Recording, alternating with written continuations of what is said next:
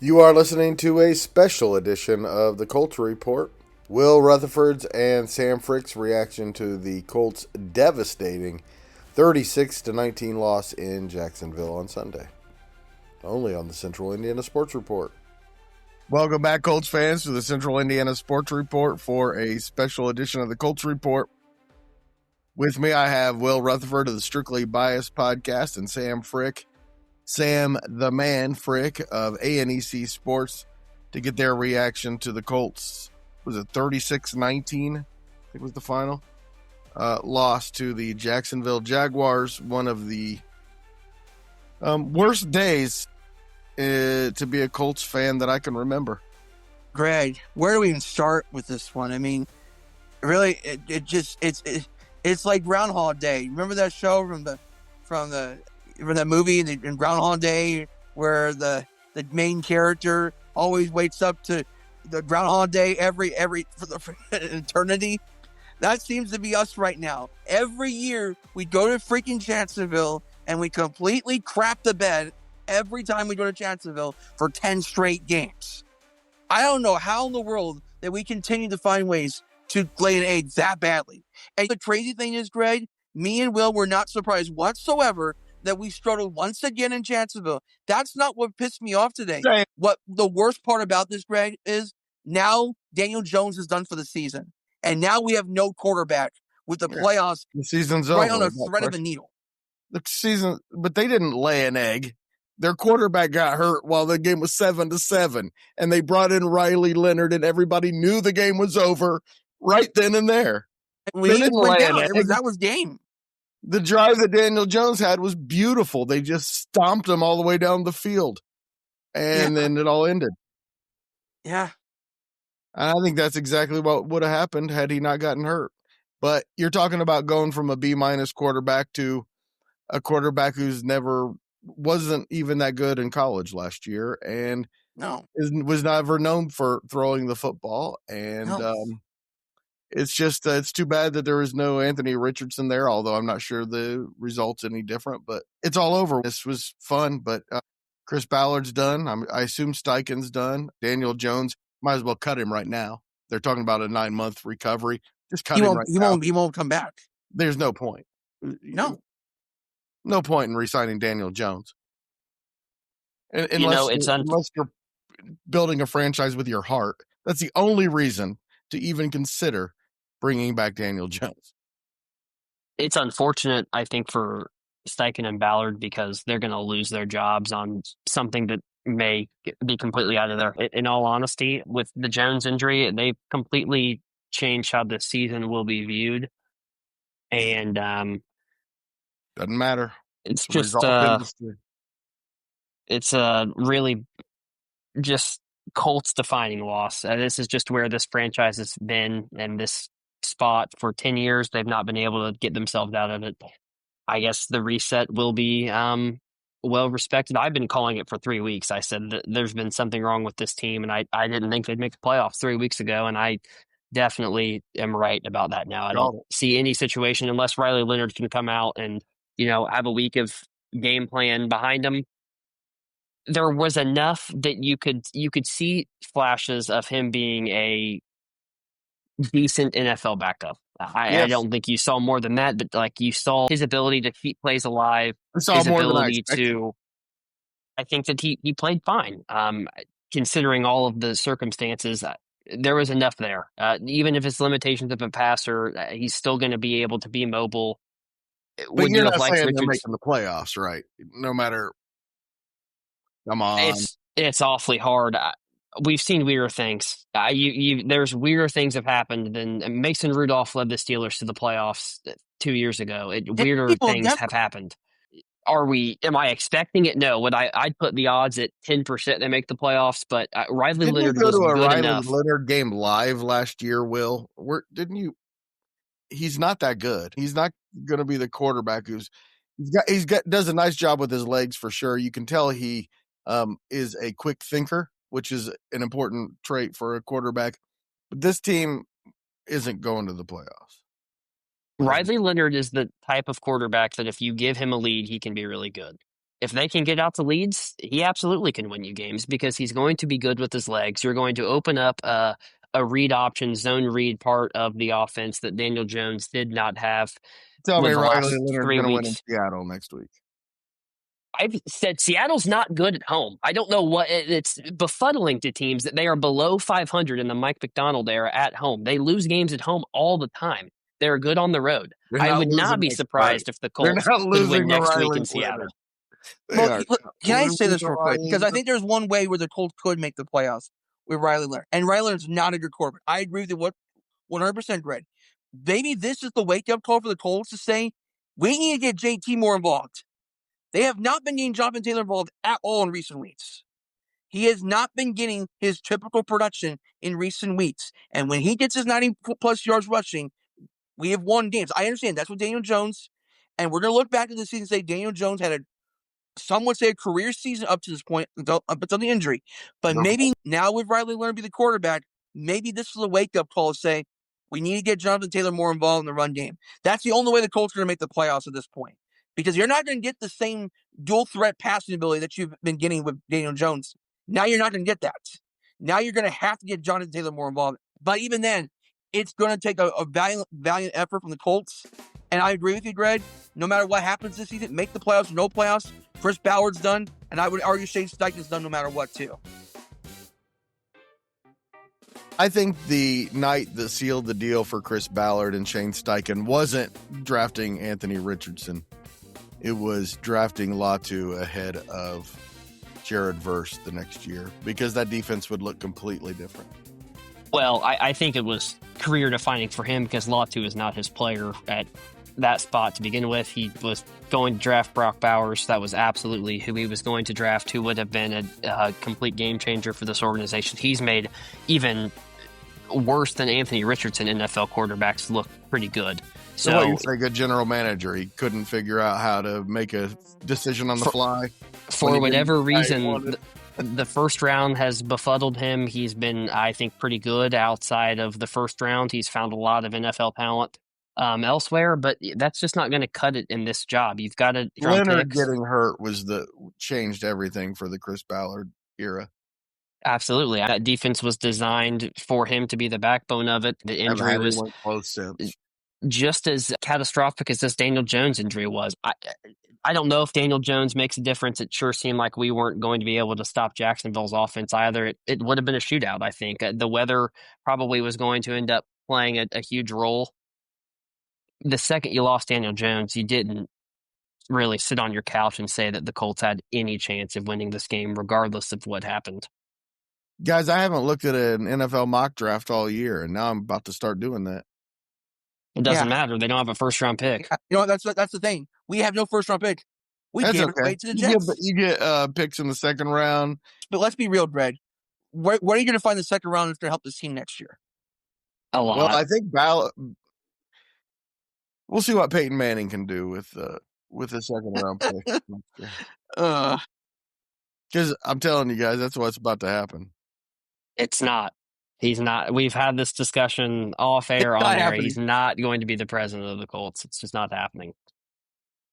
Leaving way too much money on the table. We'll see. I'm guessing part ownership would. We'll see. I still doubt that's the Ursays have never given up control of the team yet in the years they've owned. You've got it split up amongst three of them. Sam, I'd like to hit on what you talked about with Jonathan Taylor, though, because unfortunately the game was not set up for him to, have an impact because they were down by 2 scores, essentially the whole game. And Greg, we've talked about it for weeks. What is the issue with getting Tyler Warren the ball?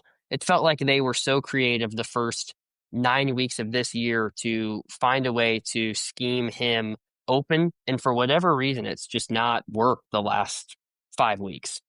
There have been 4 or 5 plays each week where it's a beautifully drawn up play for him and it works. And then they just stop doing it. And I don't get it. I just don't get it at all. I understand. I feel like Shane Steichen is blindfolding himself, throwing darts everywhere to see what sticks at this point. You got a first-round pick at a tight end, Tyler Warren, and you're not utilizing him at a tight end. I don't get that whatsoever.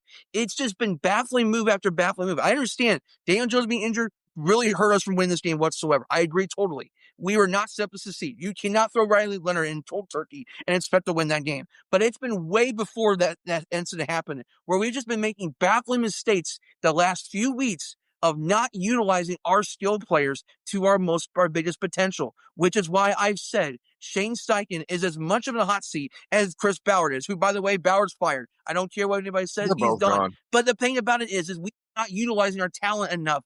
We need a reset with our coaching staff on the offensive side of the football. They're both gone. They're both gone. Yeah, they're married to each other at this point.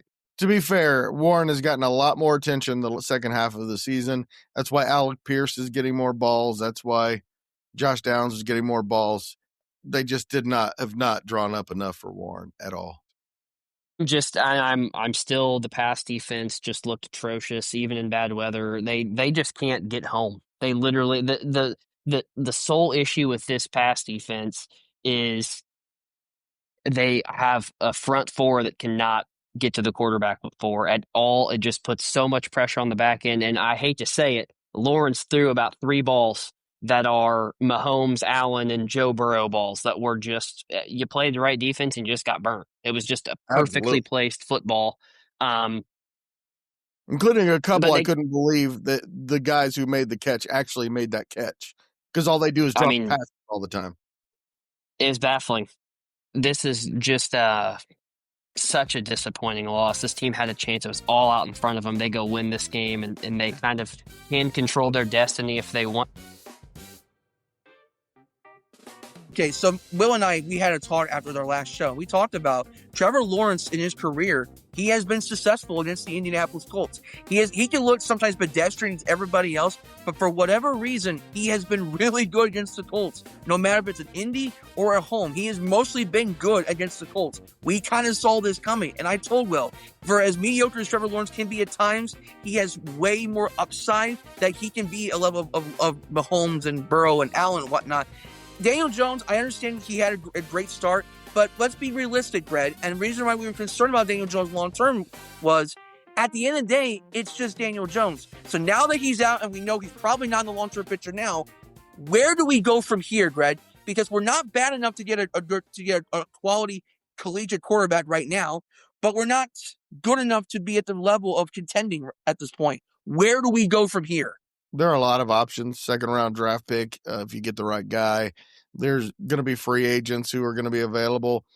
Will brought up Mac Jones. It's going to be a Band-Aid, whoever it is, but you're not going to get your franchise quarterback right away. The good news is you're going to lose for the next couple of years, so you're going to have your options. So I don't see this franchise. You bring in the right general manager. Peyton Manning came in and turned this thing around. I could see it happening, but I think what you're actually looking at, when I'm not jesting, is a rough turnaround here for whoever the general manager who is coming in. Yeah, whoever is going to be the next GM of the Colts, they're going to have their work cut out for them. At least you got a great tight end to work around. You got a couple of really good young offensive linemen. You got some pieces. For sure. You do have pieces, but the cap's going to be a concern short term, right? The quarterback thing's going to be an issue once again. Our defensive front has problems right now, right? Our backfield, we got a lot of money committed to our backfield. Our kicking game's a little bit weird right now. We don't know who our kicker really is long term. So there's some questions in other areas too. At least they dodged the bullet of paying Daniel Jones long term, which I've been saying since before the season began. You remember, Will, we were sitting at stage 22, and I said, the worst case scenario for the Colts here is that they get off to a hot start. Daniel Jones looks like a top 10 quarterback, and they pay him $50 million a year. And at least they dodged that bullet, because that's what was about to happen. You feel sick for the man, because he did. Yes. He lost a lot of money. Just even if it wasn't the Colts, which I still think that it was trending like it wasn't going to be the Colts. I kind of got mixed feelings that they hadn't really worked an extension yet. At the end of the day, we're staring down a year before he's probably ready to play. If it is confirmed torn Achilles, that's definitely what it looked like on the field. Do you roll with Anthony Richardson between now and I mean, I know this is going to sound bad because he's a professional athlete. For his sake, learn. Because even if his career's not in Indy, he's going to get the opportunity to probably be a backup somewhere else or fight for an opportunity to start. You're already paying him. Why not play him? There are probably better options than that with the burned bridge there, but it's an option. You're not optionless here. I don't want to give up draft capital to go get a Mac Jones. I don't want. And is Mac Jones really going to be an improvement over Richardson at this point? Is he? I mean, Mac Jones is a solid NFL quarterback. I'm not saying that he is a top 32 player in this league, but he's Daniel Jones at his best. And I don't know, maybe Richardson next year's a career year for him. And I get everybody in jest as make the joke always isn't on the field. It sounds like whatever injury this man went through was rather gruesome. I've not seen pictures, but the reports are that it was awful. I would not feel like, hey, let's sign somebody. At this point, I think somebody like a Jonathan Taylor is prime offseason trade target. If this team fires and does full clean house, I think a Pittman is somebody that is trade bait. I think your top assets become expendable to recoup and give yourself draft picks for the future. But we're staring down some ugly times in Indy, I fear, when it looked like it was just going to be a magical season for this team. Good news is I believe there are second-round options that are going to be pretty good options in this draft. I have a feeling that some guys who are first-round talents didn't have good years might drop to the second round. Well, and with Richardson and Leonard under contract for next year, there's a chance that the whoever gets drafted truly gets a year to sit. I think that would be advantageous. But you're going to know what you have in Richardson, and he's a professional. He understands that if he's not out there, he's not going to make any money. He's not even going to be a backup at this point. He's not even proved he can be a career backup, and so for him, the opportunity to do so would be advantageous. For Leonard, it's also a trial to can he be an NFL backup quarterback too. So Richardson goes down. You have Leonard. Whoever you draft is your third string. It sounds too good to be true because it makes too much sense. We'll see if the Irsay girls decide that is what they want to do. Can I play devil's advocate real quick on this? What if, and this is going to sound crazy, it's going to sound like I'm a crazy man yelling at clouds here. What if Anthony Richardson comes out? If he does play, what if he comes out, he has the best few weeks of his career? Colts make the playoffs. Where do you go? How do you handle that? Because you had that burned bridge from the start of the season. If he comes out and plays the best he's ever played, now you've got an interesting dilemma with the quarterback position because now you don't know exactly where the direction of the Colts is. So maybe maybe the whole thing with Daniel Jones could be for Anthony Richardson a blessing in disguise in a way. So you unburn the bridge. He's plenty smart enough to understand that relationships can get repaired with opportunity. Look at what Baker Mayfield, Sam Darnold, these quarterbacks have been able when they've been able to get on the field and perform. This is a trial for Anthony Richardson. I don't know if he's going to even make it back this year. Man, it sure doesn't sound like it, but if he could into the season when Daniel Jones was being talked about as MVP, if you would have said 8 years from now, which would be better? Daniel Jones was good or Anthony Richardson was good? I'd still say Anthony Richardson. He's got all the tools. Daniel Jones's best possibly could be is the 10th best quarterback in the NFL. That's the best he can possibly be. Anthony Richardson has the tools. I'm not saying the necessarily what it takes to be an NFL quarterback. There's something that you either have or you don't, right? And I don't know if he has that. But he has the tools that Josh Allen has. He has the tools that Cam Newton had. He has the tools that John Elway had. That's what we're talking about with Anthony Richardson. I'm going to play the biggest devil's advocate. The Colts need to win 2 games to give themselves a chance. They need to go 500 these last 4 weeks, and there is a solid chance they can make the playoffs. Oh. And then 7 is going to give you that last spot. I know it sounds crazy. I know that may not be what you want to hear. At the end of the day, they've already shot themselves in the foot by winning 8 games. So they're already back. I've not heard that he's anywhere near returning. I think that whatever happened was really bad in terms of that eye fracture. I've not seen pictures, seen details. There's not really been a whole lot of news about it. It's been pretty hush hush, but if he can come back, even with Riley Leonard, you've got to win 2 games. You get to 10-7, you give yourself a fighting chance. They get to play Jacksonville at home. They get to go play Houston again. They get to play a 49ers team that, while 9-4, Brock Purdy can give you footballs. Sam Darnold can give you the football. All you got to do is rely on the backbone of Jonathan Taylor to get leads, run the ball effectively, have your defense play okay, and this team is still good enough to get to 10-7 and make the playoffs. It's funny, before today, I had no reason to check Anthony Richardson's status, but he is clearly out for the season. It's not officially been named, but just looking at the reports, they have no expectation for him to play this year. It's that bad, I believe. And he did have to have surgery on that. Hey, I have a team you can cheer for instead of the Colts the rest of the season. They won. It's not the Dolphins. No, it's How many in a row is that, Susie? Is that 4 in a row? 4 out of the last 5? The only person in Miami I'm cheering for is Mike McDaniels, the realtor, because he's got a payday coming his way when he gets shipped out of town. With that buyout contract. Yeah, that's going to be awesome. Good for him. That house, I'm sure Fort Lauderdale right there on the Intercoastal, going to be prime real estate for somebody. Maybe Shane Steichen can buy it when he's the Dolphins' new offensive coordinator. And he'll be a genius there. Because that's happening. I don't not. If you would ask me at the end of last year, does Shane Steichen have a career as a head coach? I would have said no. You ask me right now, I think he does. I wouldn't be nearly as quick to get rid of him as I would Ballard. I think he's got a career as a head coach. Maybe he should spend all his time thinking about the offense, because he was not nearly as good enough as an offensive genius that we were supposed to be getting. And to be fair, I don't think he ever found his right man. He thought that was going to be Anthony Richardson, was going to be his Jalen Hurts, and it just didn't turn out to be.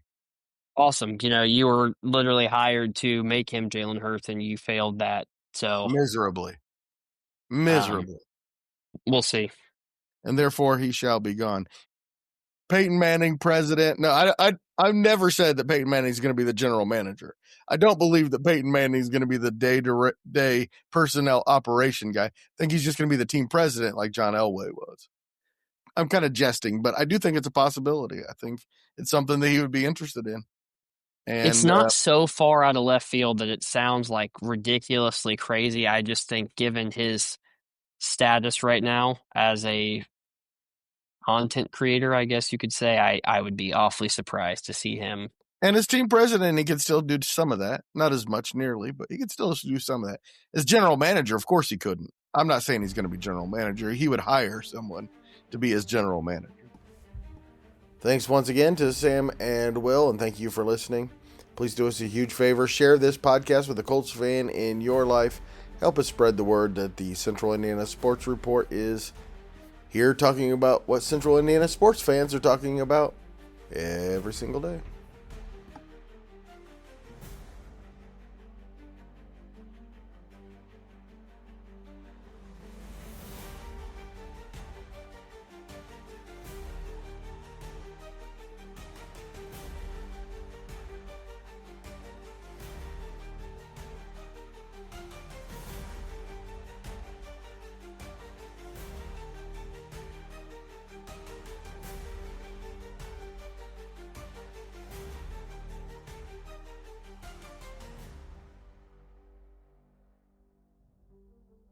Central Indiana Sports Report is brought to you by TG Media.